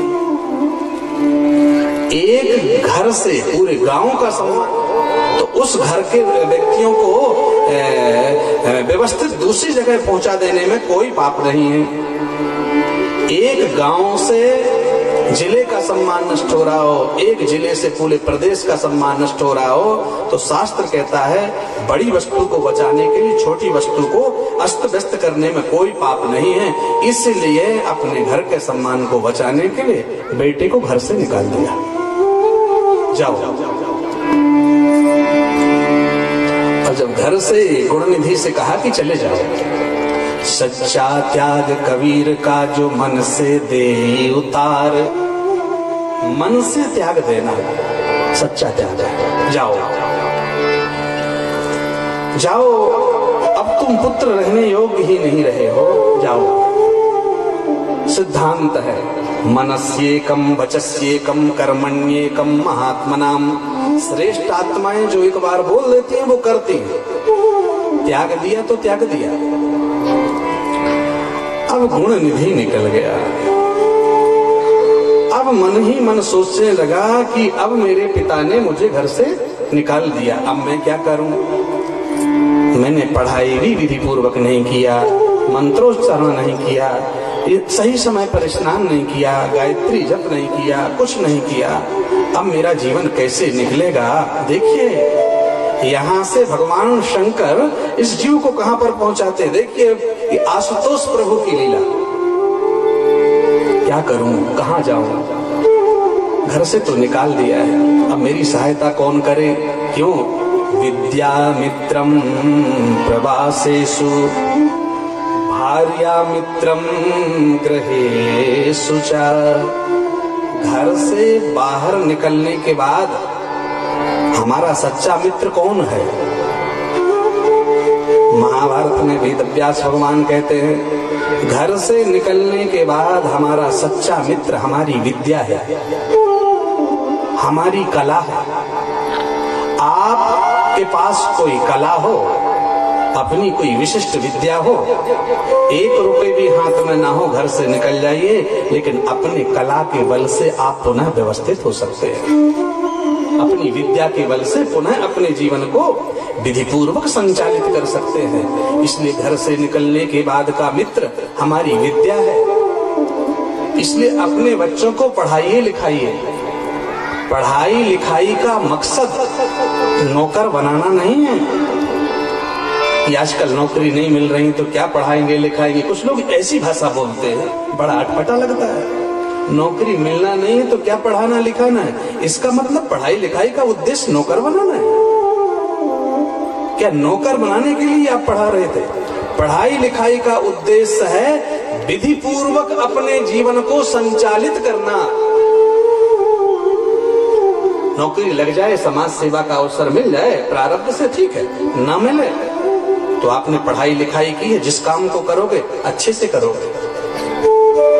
इसलिए पढ़ाई लिखाई का उद्देश्य केवल नौकर बनना ही उद्देश्य नहीं है, विधि पूर्वक। इसलिए अपने बच्चों को पढ़ाइए। विद्या मित्रम प्रवासेषु। घर से निकलने के बाद हमारे विद्या ही मित्र है। और घर के अंदर आने के बाद भार्या मित्रम गृहेषु च। घर के अंदर का मित्र पति के लिए पत्नी है और पत्नी के लिए उसका मित्र पति है। घर के अंदर का जो मित्र है वो पत्नी है, पत्नी के लिए पति है। बाहर का मित्र विद्या है, घर के अंदर का मित्र पति के लिए पत्नी है, पत्नी के लिए पति है। लेकिन जब आप अस्वस्थ हो जाओगे जब कभी कोई व्यक्ति बीमार हो जाए, अस्वस्थ हो जाए, तो अस्वस्थ अवस्था में मित्रता का काम कौन करता है? उस समय पढ़ाई लिखाई काम नहीं करती, उस समय मित्रता की भूमिका कौन निभाता है? वेदव्यास भगवान महाभारत में कह रहे हैं, ये महाभारत का श्लोक है, व्याधिस्तस्य औषधम मित्रम। अस्वस्थ हो जाने के बाद हमारा सच्चा मित्र दवाइयां हैं। कौन है? दवाइयां हैं। मैं पूछ रहा हूं, कोरोना काल में कोई मित्र देखने जब नहीं आता था, तब हमारा मित्र कौन बना था? हमारे मित्र घर ना आते, हाथ ना मिलाते, दूर से बात करते, तब कोरोना काल में हमारा मित्र कौन था? वही दवाई है। दवा के बल से वो हमारी मित्रता की भूमिका निभा रही थी। व्याधिस्तस्य औषधम मित्रम, व्याधि के समय पर दवाई ही मित्र है। और मरने के बाद का मित्र कौन है? धर्मो मित्रम मृतस्य च। मरने के बाद मित्रता का धर्म कौन निभाएगा? बोले हमारे द्वारा जो धर्म किया गया है, मरने के बाद का मित्र है धर्म, वही हमारे लिए सहायक होगा। इसलिए जीवन में धर्म करो, जितना बन सके अपने जीवन में, शरीर से हो सके, वाणी से हो सके, मन से हो सके, जितना हो सके अच्छा करो, बस अच्छा करो। अब इस गुण निधि ने कहा, सोचा अब कहाँ जाऊं? जिस दिन निकाला था वो दिन कौन सा था? शिवरात्रि थी, शिवरात्रि की पावन तिथि थी। चला, सुबह से शाम हो गई, चलते चलते कहाँ जाऊं? कौन मुझे खिलाएगा, कौन मुझे पिलाएगा, कौन मुझे आश्रय देगा? कथा स्थल पर बैठे हुए वक्त तुरंत भूख से पीड़ित, अभी तक तो सीधा सीधा मिल रहा था, पिता कमा रहा था, बच्चे को सब माल मिल रहा था, लेकिन बच्चे ने उस समय कीमत नहीं की। आज इसलिए हमारे शास्त्रों में कहा गया है, परमात्मा आपको जो कुछ दे रहा है उस समय उसका सम्मान करो। कुछ लोगों की आदत होती है, थाली में भोजन आया, कभी ज्यादा ले लिया तो थोड़ा खा लिया, जब मन नहीं हो रहा तो उसी पर हाथ धुल दिया। थाली में चावल रखा है, दाल रखी हुई है, खा नहीं पाए तो उसी में। आपको पता है वो एक रोटी की कीमत क्या है? 5 स्टार होटल में चले जाओ पता चल जाएगा उतनी दाल की कीमत क्या है। आपने उस अन्न की उपेक्षा की है। हो सकता है आप कभी आपके जीवन में जब समय आए, आप अस्वस्थ हो और आप उस समय सेवन करना चाहें, डॉक्टर कहे कि ये नहीं खाना है आपको, इसलिए कभी अन्नम न निंद्यात्, वेदों ने कहा अपनी थाली में अन्न मत छोड़ो, अन्न की निंदा मत करो। वो अन्न किसी क्षुधित आत्मा के लिए ही उत्पन्न हुआ था, भूखे के लिए उत्पन्न हुआ था। इसलिए अन्नम न निंद्यात्, उतना ही लो जितना सेवन कर सको। मेरे भाई बहन, कथा को सुनकर, ये कथा हमारा मंत्रात्मक भगवान है। कथा क्या है? मंत्रात्मक ईश्वर है जो मेरे जीवन को व्यवस्थित करता है। अब ये चला, उधर हुआ क्या, शिवरात्रि की तिथि थी, समाज में शिव भक्त आनंदित हो रहे थे, गा रहे थे। उसी बीच क्या देख रहे थे, एक मंदिर बना हुआ था शिव जी का, और किसी परिवार ने शिव मंदिर बनाकर उसमें प्रतिष्ठा की थी। आज घर घर में कीर्तन हो रहा है, शिव शंकर जय भोलेनाथ, जय शिव शंकर, शिव शंकर जय भोलेनाथ, जय शिव शंकर, शिव शंकर जय भोलेनाथ, जय शिव शंकर। तेरी महिमा है, तेरी महिमा है अपरंपार, जय शिव शंकर। तेरी महिमा है अपरंपार,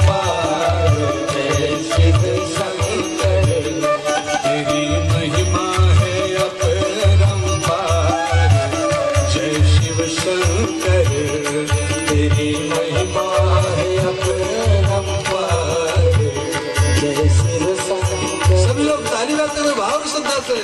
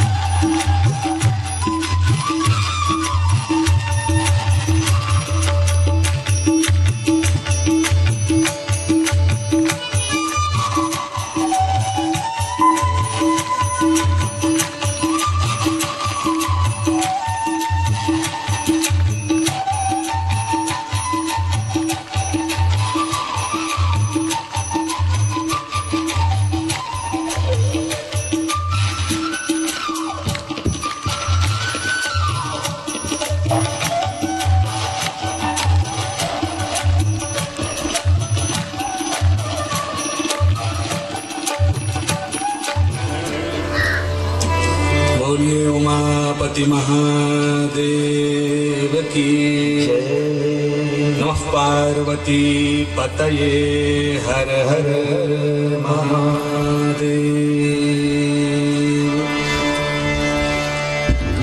शिव जी का कीर्तन चल रहा है, घर घर में लोग व्रत हैं, आनंदित हैं। ये गुण निधि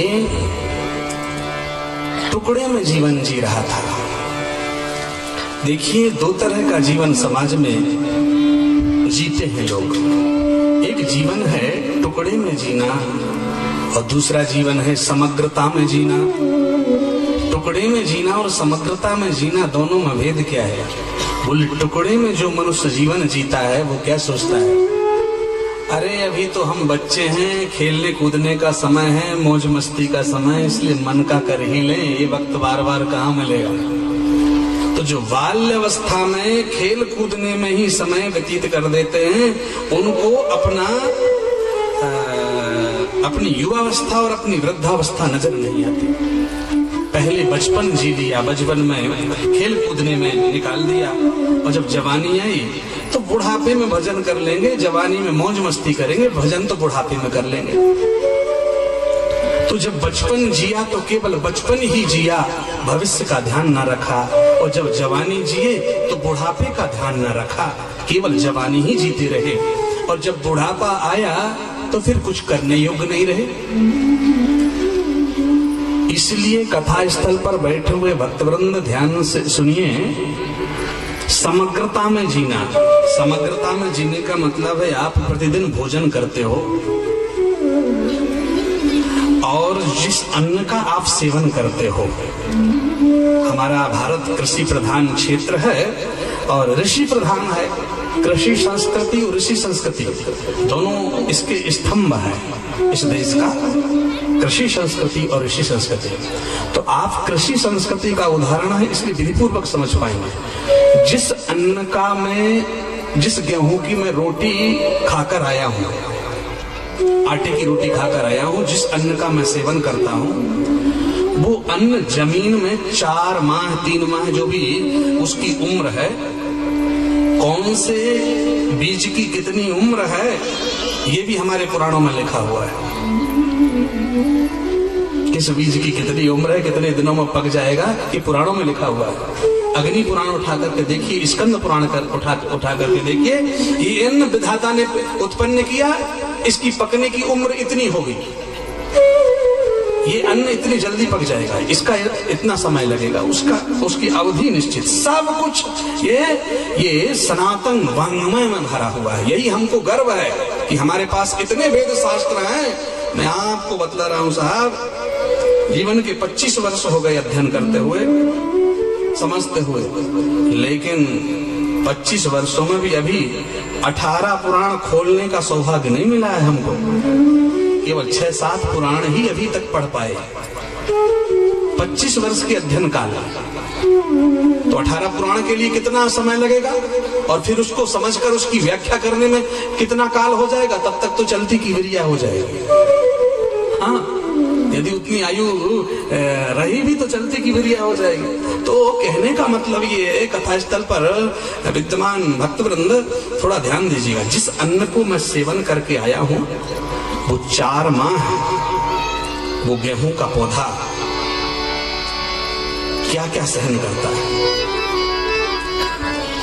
आंधी, तूफान, वर्षा, धूप, सब में खड़ा रहता है। ठंडी, गर्मी, सबका समन्वय, कभी तेज धूप तो कभी तेज वर्षा, इसके बीच भी अन्न का पौधा खड़ा रहता है। इसका तात्पर्य है उसको पकने तक कितना संघर्ष करना पड़ा है। तो मैंने जिस अन्न का सेवन किया है वो संघर्ष से पका है। जिस अन्न का मैंने सेवन किया है वो संघर्ष से पका है। इसलिए संघर्ष युक्त पक्वान्न को जब मैं सेवन कर रहा हूं तो फिर संघर्ष से क्यों डरना। जो अन्न मुझे पुष्ट कर रहा है, पेट भर रहा है, वो संघर्ष युक्त होकर के पका है। हर तरह धूप, गर्मी, हवा, आंधी आ रही है, तेज आंधी आ गई, गेहूं गिर गया, मक्का गिर गया, फिर उठ रहा है। ये सब स्थितियों का सामना किया उसने पकने के लिए। संघर्ष युक्त अन्न पकवान का मैं सेवन करके आया हूं और सेवन करता हूं, तो संघर्ष से क्यों डरना। इसलिए कभी विषम परिस्थिति भी आ जाए, अच्छा भी समय हो, बुरा हो, धन हो ना हो, इसके बाद भी समग्रता में जियो। आपके सामने भोजन की थाली आई, उसमें दाल भी है, सब्जी भी है, अचार भी है, पापड़ भी है, रोटी भी है, चावल है, तो आप क्या करते हो। जब भोजन करते तो थोड़ा अचार का भी टेस्ट ले लिया, थोड़ा पापड़ भी ले लिया, थोड़ा सब्जी का भी टेस्ट ले लिया, दाल का भी टेस्ट ले लिया। तो सबके साथ भोजन करते हो ना, समग्रता के साथ। ऐसा तो हम नहीं करते कि पहले पापड़ ही पापड़ खा लिया, रोटी ही रोटी खा ली, या अचार ही अचार खा लिए, या सब्जी ही सब्जी खा लिया, या दाल ही दाल पी लिए, या चावल ही चावल खा लिया ना। भोजन की थाली में जो अन्न है पका हुआ, उसको मैं समग्रता के साथ सेवन करता हूँ। इसी तरह जीवन समग्रता के साथ जीना है। बचपन जीना है तो जवानी का ध्यान करते हुए, ये विद्या मेरे लिए काम देगी। जवानी जीना है तो जवानी में अपने जीवन, अपनी युवावस्था का दुरुपयोग नहीं करना है, बुढ़ापे का ध्यान देते हुए। घर में कोई वृद्ध आदमी हो, माता पिता वृद्ध हैं, माँ बाप वृद्ध हैं, कुछ करने योग्य नहीं है तो बुढ़ा घर में बैठा रहता है, ऐसे शब्द मत बोलना। एक दिन तुम भी उसी स्थिति पर आने वाले हो, इसलिए उनका ध्यान रखते हुए जीवन जियो। इसलिए कथा स्थल पर बैठे हुए मेरे भावन, टुकड़े में जो जीता है वो व्यवस्थित जीवन नहीं है। बचपन में खेल कूद, जवानी में मौज मस्ती, बुढ़ापे में कुछ नहीं। जिसका बचपन बिगड़ेगा उसकी जवानी बिगड़ेगी, जिसकी जवानी बिगड़ेगी उसका बुढ़ापा बिगड़ेगा, जिसका बुढ़ापा बिगड़ जाता है उसकी मृत्यु बिगड़ जाती है, और जिसकी मृत्यु बिगड़ गई उसका दूसरा जन्म बिगड़ जाता है। लेकिन धन्य है आशुतोष प्रभु, इसका बचपन बिगड़ गया था गुणनिधि का। आज महाशिवरात्रि थी, भूखा था, ये व्रत तो था नहीं। तो जो भगवान शिव के भक्त थे, एक शिव जी का मंदिर था, शिव जी के मंदिर में अभिषेक करने के लिए गए। शिवरात्रि के दिन कथा में कहा गया था 8 बार भगवान शिव का पूजन होता है, अष्टप्रहर 8 बार शिव जी का पूजन किया जाता है। जो भगवान शिव के परम भक्त होते हैं वो 8 बार भगवान का पूजन करते हैं। 6 बजे, फिर 9 बजे, 12 बजे, फिर 3 बजे, शाम को 6 बजे, रात्रि 9 बजे, 12 बजे, फिर रात्रि 3 बजे, फिर सुबह 6 बजे अष्टयाम भगवान की सेवा कर लेते हैं। जो भगवान के परम भक्त होते हैं व्रत के दिन पूजन करते हैं। अब इसने सोचा चलो पूजन के बाद यहाँ लोग आए हुए हैं, और जब पूजन हो रहा है, अभिषेक हो रहा है, तो अभिषेक के बाद प्रसाद मिलेगा। हो सकता है भंडारा हो तो मुझे भी प्रसाद मिल जाएगा, भूखा तो था गुणनिधि। तो इसको उसी आशा में शिव जी के मंदिर के सामने के बैठ गया, थोड़ा दूरी पर। वहां मंत्रोच्चारण हो रहा है, अभिषेक चल रहा है। ये अभिषेक को देख रहा है, मंत्रोच्चारण को सुन रहा है। इसका मतलब है कि महाशिवरात्रि में व्रत तो नहीं रहा, पूजन तो नहीं किया, लेकिन पूजन को देख रहा है। ये आशुतोष भगवान सोच रहे, ये देख रहा है भगवान के पूजन का दर्शन करना भी पुण्यदायी है।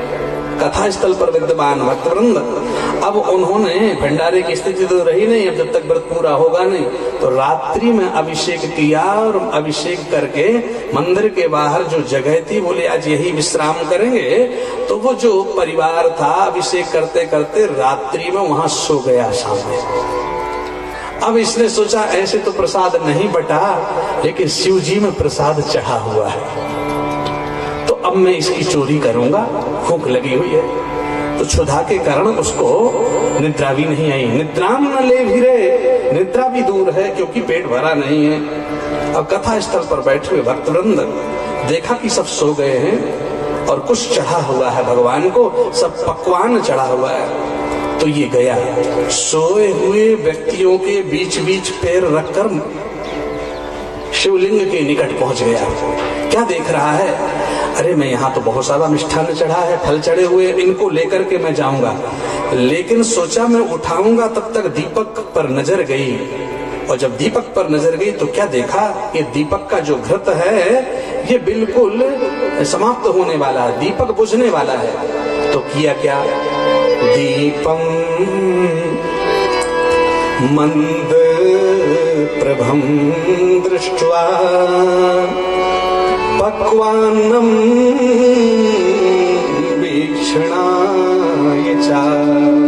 क्या देख रहा है, दीपम मंद प्रभम दृष्ट्वा पक्वान्नम वीक्षणाय च निज चैला चलाध्वर्तिं सुरुचिं दैव कारय। सोचा ये दीपक बुझ जाएगा तो फिर निकलूंगा कैसे, किसी न किसी को पैर लग जाएगा, ये जाग जाएंगे और पकड़ लेंगे मुझे। उसी समय उसने क्या किया, बुझने वाला था दीपक, तो जो कपड़ा पहना हुआ था उसके पास एक गमछा दुपट्टा था, उसी को फाड़ा। दीपम मंद प्रभम दृष्ट्वा पक्वान वीक्षणाय च। जैसे ही उसको फाड़ा, फाड़ करके बुझते हुए दीपक की ज्योति को पुनर्प्रज्वलित करने के लिए कि बुझ ना जाए, उसी बाती के किनारे लगा दिया। पहुंच करके जो थोड़ा बहुत घी इधर उधर उसको लगा कि उसी को जल्दी से उसी पे लगा दिया कि थोड़ी देर और जलती रहे, बुझने नहीं दिया। तात्पर्य ये है कि दीपक को मंद प्रभ देख करके बुझने वाला समझ करके उसमें अपने कपड़ा जोड़ दिया तो थोड़ा और जलेगा सब्जा।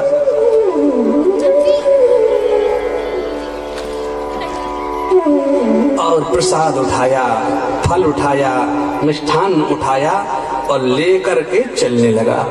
धीरे धीरे से जहां लोग सो रहे थे बीच बीच में पैर रख करके वहां से निकलने लगा। संयोग ये था कि जो गलत करता है उसके अंदर थोड़ा भय बना रहता है, सहज बात है। जो गलत करता है उसके अंदर भय बना रहता है, चाहे कि वो कितना ही पुष्ट होवे। गलत करने वाली आत्मा के अंदर भय की उत्पत्ति हो जाती है जो गलत करता है। जैसे रावण चलत दशानन डोलत अवनी, जिसके चलने पर पृथ्वी कांपती थी, वही रावण जब सीता जी को हरण करने के लिए निकट आया तो कैसे इत उत चितई चला भड़ियाई, इत उत चितई चला भड़ियाई, इत उत चितई चला भड़ियाई, इत उत चितई चला भड़ियाई। सो दस शीस स्वामी की नाई, सो दस शीस स्वामी की नाई, सो दस शीस स्वामी की नाई, सो दस शीस स्वामी की नाई। इत उत चितई चला भड़ियाई, इत उत चितई चला भड़ियाई, इत उत चितई चला भड़ियाई, इत उत चितई चला भड़ियाई। सो दस शीस, जिसके चलने पर पृथ्वी कांपती थी, वो कुत्ते की तरह सीता जी का हरण करने के लिए आए तो इधर उधर झांकते हुए कोई मुझे देख ना ले। इतना बलवान रावण, बलिष्ठ रावण की अंतर आत्मा इतनी निर्बल हो जाती है कि सीता जी का हरण करते समय कुत्ते की तरह झांकते हुए आ रहा है। ये गलत काम करने का फल है। जैसे ही निकल रहा था, अब त्वरा थी, जल्दी थी, उस त्वरा के कारण किस पग को कहां पर स्थापित करना चाहिए वो ना कर पाया। चलते चलते किसी सोए हुए के शरीर पर पैर टकराया तो सोया हुआ एक व्यक्ति जागा। अरे बोले कोई आया है, देखो देखो देखो देखो देखो देखो। परिवार जाग गया, बोले कोई चोर है, यहाँ से कुछ लेकर के गया है। तो परिवार के सदस्य बोले चोर है, क्या लेकर के चला गया? तो पकड़ने के लिए उसको दौड़े। अब सोचा कि ये मुझे पकड़ लेंगे तो सबको चला ही जाएगा, तो भागते भागते शिव जी का प्रसाद ही सेवन कर लिया। भागते भागते अब छीन लेंगे तो चलो वो भूख है, भूख भी एक कष्ट है। वासुदेव जरा कष्टम कष्टम निर्धन जीविनम, पुत्र शोक महाकष्टम कष्टा कष्ट तरीक्षुदा। सभी कष्टों से बड़ा कष्ट है भूख से पीड़ित होना। अब जैसे ही कथा स्थल पर बैठे हुए भक्तवृंद प्रसाद का सेवन किया और भय के कारण भाग रहा था, भागते भागते उसको पकड़ ना पाए और गिर गया। इतनी जोर से चोट लगी कि उसका शरीर वहीं पर छूट गया। और जैसे ही शरीर छूटा तो यम किंकर आ गए, बोले क्या चोर भगवान के मंदिर से चोरी कर रहा है। तो यम किंकर उसको लेने के लिए जैसे आए, उसी समय हुआ क्या, यहाँ से यम किंकर का आना और उधर से भगवान शिव की जय जयकार लगाते हुए, जय जय हे शिव दर्पक दाहक दैत्य विधायक भूतपते हसमुख नायक सायक दायक काल भयानक भक्ति मते प्रभु विनायक हरि विनायक तांडव नायक हरि विनायक तांडव नायक जगत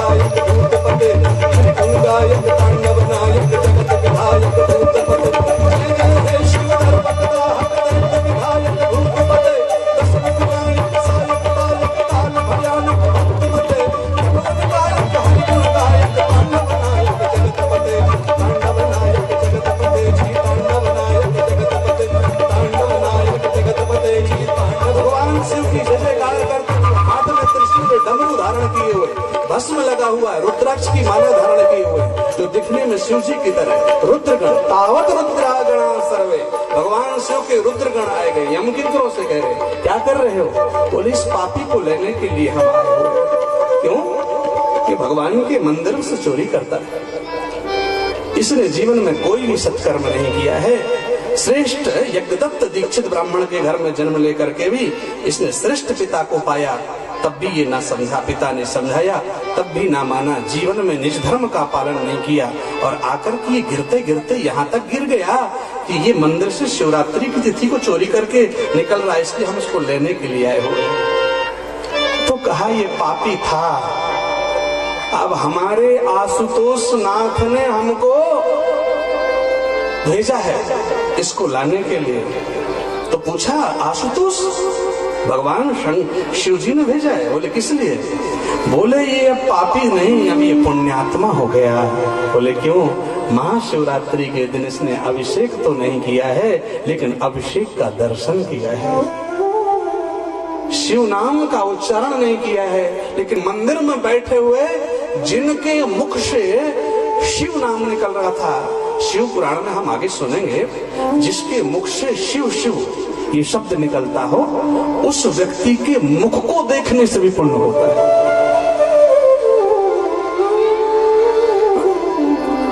केवल शिव शिव शब्द का उच्चारण कर रहा हो कोई, उसके मुख का दर्शन किया जाए, उससे भी जीवात्मा का कल्याण होता है। इसने शिव नाम उच्चारण करने वाले भक्तों के मुखमंडल का दर्शन किया है, इसने मंत्रोच्चारण को कान से श्रवण किया है, इसने अपनी आंखों से रुद्राभिषेक का दर्शन किया है, और इसके बाद क्या? इसने भगवत प्रसाद का सेवन करके अपना शरीर छोड़ा है। चाहे भागते भागते ही सेवन किया हो, लेकिन भगवत प्रसाद का सेवन करके शरीर छोड़ा है, इसलिए अब ये नरक नहीं जाएगा, इसको हम लेकर के जाएंगे। संवाद हुआ, अंत में उसको रुद्रगण लेकर के जाते हैं, और जब रुद्रगण उसको ऊपर लेकर के जाते हैं, भगवान शिव के द्वार पर आहा जगमुह कैलाश चक्रम यत्रास्ते चंद्रशेखर। ये आशुतोष प्रभु को देखिए, बड़ा अवढ़र दानी है साहब, आगे सुनेंगे। अरे मेरे भक्त, तूने मेरे मंदिर में बुझते हुए दीपक को दोबारा जलाया है, मैं तुझ पर प्रसन्न हो गया हूं।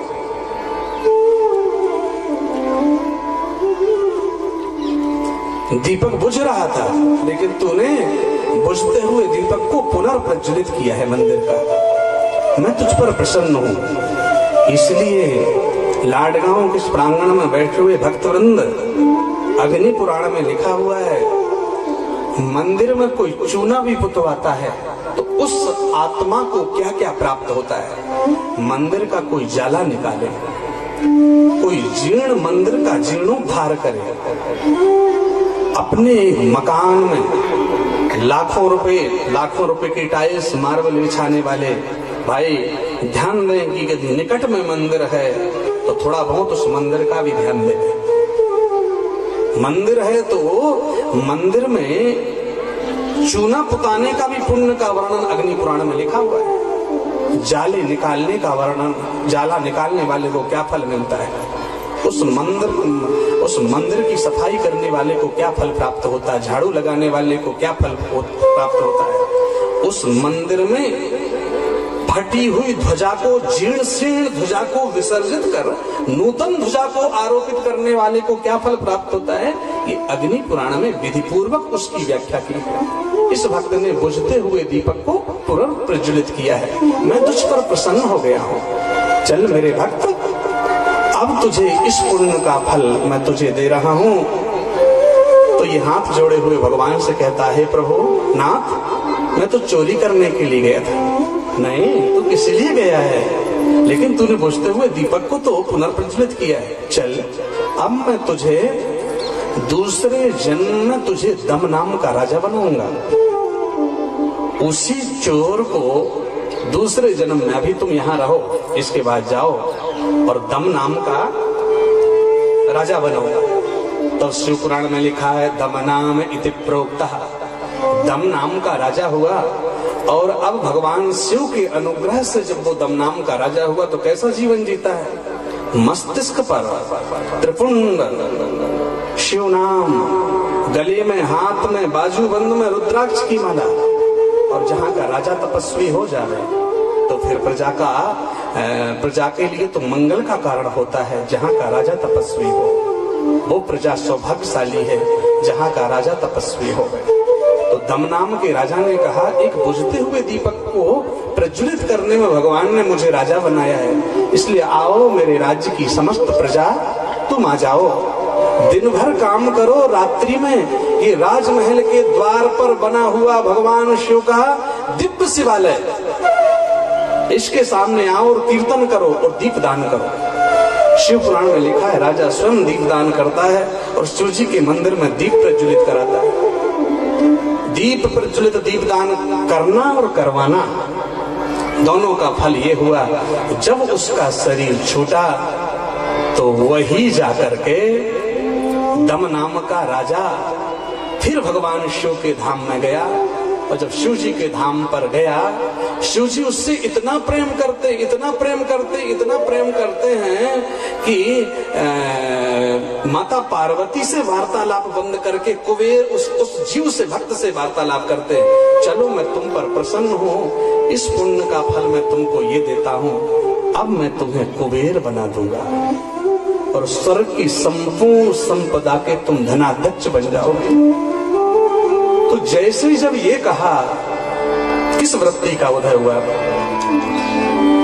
मुझे तो शिव शंकर मिल गए, मुझे तो शिव शंकर मिल गए, मुझे तो शिव शंकर मिल गए, मुझे तो शिव शंकर मिल गए, मुझे तो शिव शंकर मिल गए, मुझे तो शिव शंकर मिल गए। किया न जप तप तीर्थ न घूमा, किया न जप तप तीर्थ न घूमा, किया न जप तप तीर्थ न घूमा, किया जप तप तीर्थ न घूमा, अपने ही घर मिल गए, अपने ही घर मिल गए, मुझे शिव शंकर मिल गए, मुझे तो शिव शंकर मिल गए,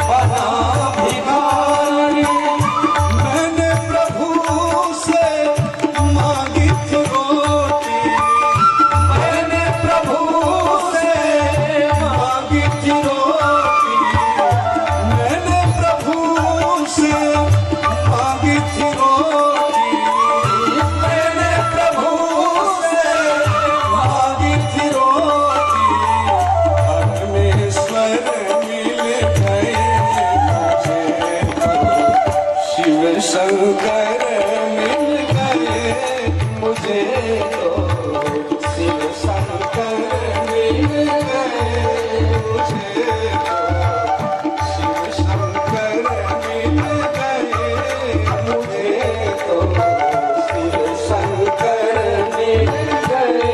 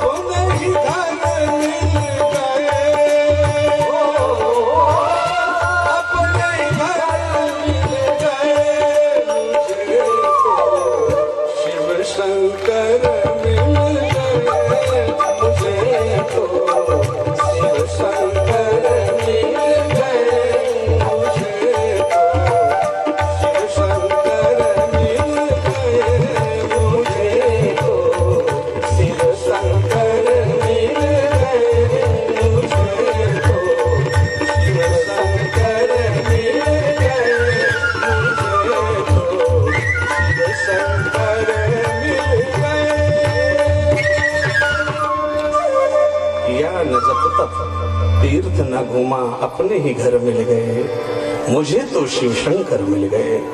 भगवान शिव ने गिरे हुए को आशुतोष प्रभु ने यही सूत जी कह रहे हैं शौनकादियों से। बस इसी बात को कह करके हम कथा को विराम देंगे। स्वल्पमप्यस्य धर्मस्य त्रायते महतो भयात्। जीवात्मा के द्वारा किया गया छोटा सा भी धर्म विपत्ति के समय महान कष्ट से कैसे रक्षा कर लेता है। बुझते हुए दीपक को पुनर्प्रज्वलित करने का फल है भगवान का प्रसाद। और देखिए, अब प्रसाद की बात आई है इसलिए मैं आपसे कह रहा हूँ, भगवान का प्रसाद उसी को देना चाहिए जो प्रसाद श्रद्धा से लेना चाहता हो।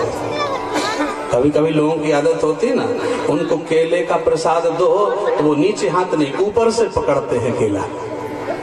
क्या करते हैं? प्रसाद कोई हाथ दे रहा तो ऐसे पकड़ते हैं ऊपर से। भगवत जो प्रसाद है उसकी लेने की जो पद्धति है श्रद्धा के साथ उसका ग्रहण करना। और भगवान शिव ने कहा ये जीवन भर दीपदान करना और दीपदान कराने का प्रतिफल है। तुम अब तरण तारण हो चुके हो। तरण तारण का मतलब है मेरी आराधना से तुमने अपना जीवन बना लिया और मेरे संसार के जीवों से धर्म कराया है, इसलिए तुम तारण भी हो। तरण खुद का उद्धार, तारण दूसरे का उद्धार। अब तुम तरण तारण संज्ञा तुम्हारी है, मैं तुम पर प्रसन्न हूं। अब मैं तुम्हें सखा का पद दे रहा हूं, इसलिए मैं तुमसे मिलने के लिए कुबेर आऊंगा। आज के बाद पूरी दुनिया जब भी मेरा पूजन करेगी तो मेरे पूजन में आपका भी पूजन होगा। इसलिए भगवान शिव जी के परिवार में जब हम रुद्राभिषेक करते हैं तो कुबेर जी का भी पूजन करते हैं। ये भूत भावन भगवान शिव के अनुग्रह का परिणाम है। और इतना श्रेष्ठ मित्र है ये। तुलसीदास जी ने एक वाक्य लिखा हुआ है गीतावली रामायण में। जब विभीषण को ऊपर उसके अग्रज रावण ने पादप प्रहार किया तो जब बड़े भाई ने लात मारा तो विभीषण ने सोचा कि मैं किसके पास जाऊं। जब बड़ा भाई मुझे लात मार रहा है तो मैं किसके पास जाऊं। तो उसको अपना ये पारिवारिक भाई कुबेर, ये पारिवारिक भाई था कुबेर, उसी के पास जाऊंगा मैं। और ये रावण ने अपने परिवार के भाई को भी नहीं छोड़ा था, इसलिए कहा है एक बार कुबेर पर धावा, एक बार कुबेर पर धावा, पुष्पक जान जीत ले आवा, पुष्पक जान जीत ले आवा, पुष्पक जान जीत ले आवा, पुष्पक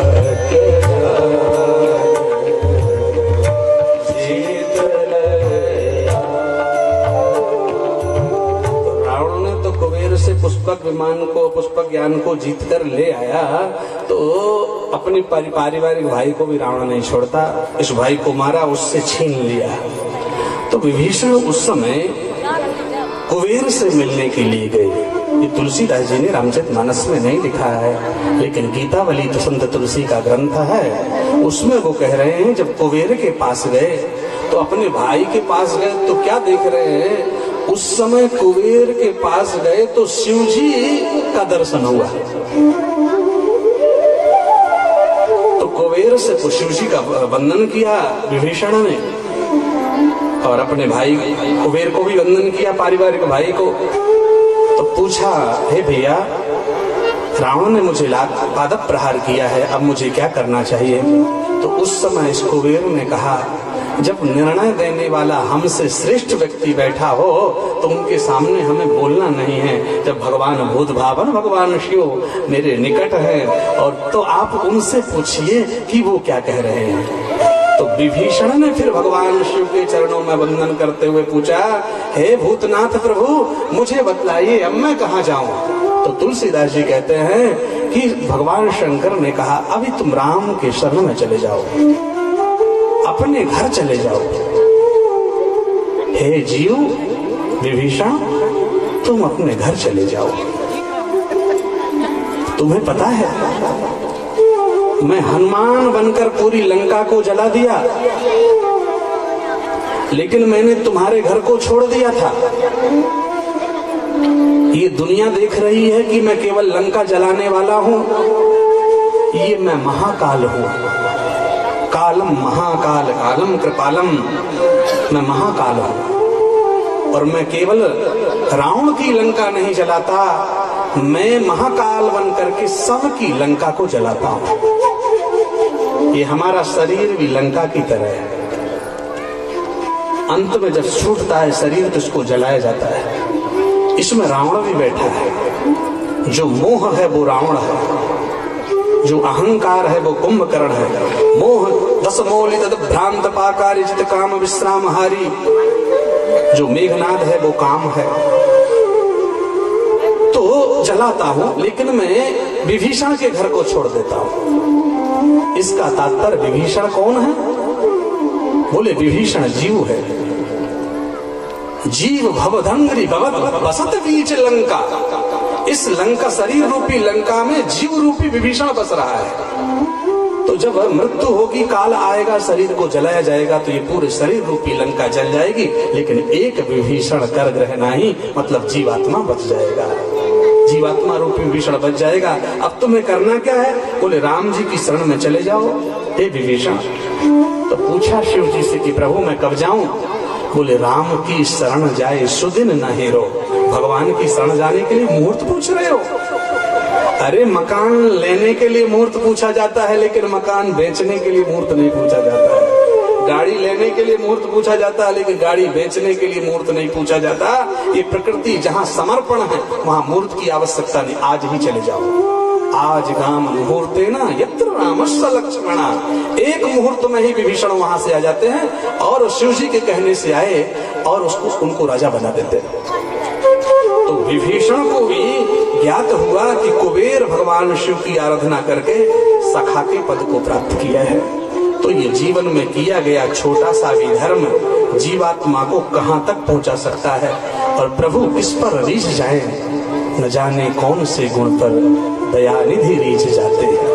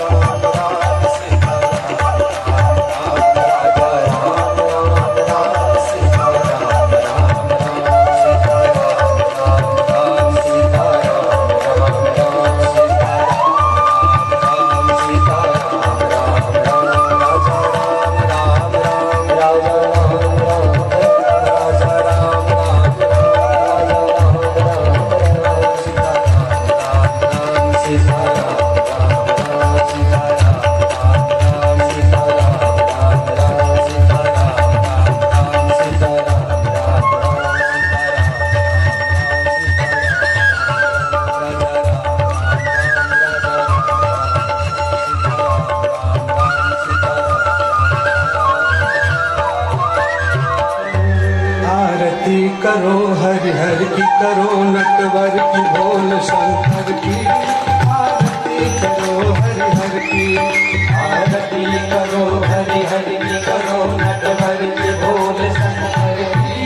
आरती करो हरिहर की, आरती करो हरिहर की, आरती करो हरिहर की, आरती करो हरिहर की।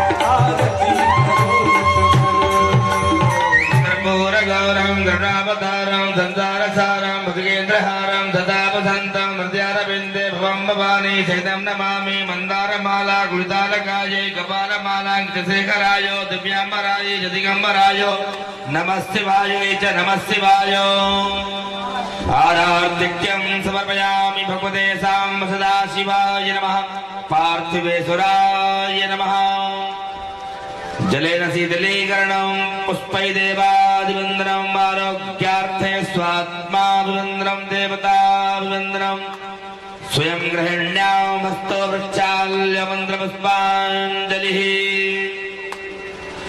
ॐ जज्ञेन जज्ञमयजन्त देवास्तानि धर्माणि प्रथमान्यासन्न तेहनाकं महिमानः सचन्द यत्र पूर्वे साध्या सन्ति देवाः प्रतित्यञ्चारुमध्वरं गोपीताय प्रहोयसे मदभिरग्नागहि नहि देवो न मर्त्यो महस्तभक्तं परः मदभिरग्नागहि ये महोरजसो पितृविश्वे देवासो अद्रुवाः मदभिरग्नागहि य उग्रा अर्गमा नृतुरना दृष्टा स ओजसा मदभिरग्नागहि ये शुभ्रा घोरपर्वतक्षत्रासो रिसादसः मदभिरग्नागहि ये नागस्याधिरोचने दिवि देवास आसते मदभिरग्नागहि य ईङ्कयन्ति पर्वतान् तिरस्समुद्रमोजसा मदभिरग्नागहि आये तन्वन्तिरश्मिभिस्तिरस्समुद्रवर्णवम् मदभिरग्नागहि अभित्वा पूर्वपीतये सृजामि सौम्यं मदो मदभिरग्नागहि एकदन्ताय विद्महे वक्रतुण्डाय धीमहि तन्नो दन्तिः प्रचोदयात् नारायणाय विद्महे वासुदेवाय धीमहि तन्नो विष्णुः प्रचोदयात् कात्यायन्ये च विद्महे कन्याकुमारी च धीमहि तन्नो शक्तिः प्रचोदयात् तत्पुरुषाय विद्महे महादेवाय धीमहि तन्नो रुद्रः प्रचोदयात् शेवन्तिकाबकुलचम्पकपाटलाब्जै पुण्णागजातकरवीररसालपुष्पैः बिल्वप्रबलतुलसीदलमञ्जरीभिस्त्वां पूजयामि जगदीश्वर मे प्रसीद नानासुगन्धिपुष्पाणि यथा कालोद्भवानि च पुष्पाञ्जलिर्मया दत्तो गृहाण शिवशङ्करो सांगाय सपरिवाराय सायुधाय शक्तिकाय सवाहनाय सपार्षदाय भगवते श्रीशाम्ब सदाशिवाय नमः पार्थिवेश्वराय नमः वेदोक्त मंत्र पुष्पांजलिं समर्पयामि। बोलियो उमापति महादेव की, शंकर भगवान की, सियावर रामचंद्र भगवान की, हनुमान जी महाराज की, अम्बे मैया की, नर्मदा मैया की, धर्म की अधर्म का प्राणियों में विश्व का, गौ माता की, गौ हत्या, सत्य सनातन धर्म की, अपने अपने गुरुदेव भगवान की, अपने अपने माता पिता की, हर हर महादेव। सभी भक्तगण प्रसाद लेकर के ही प्रस्थान करेंगे।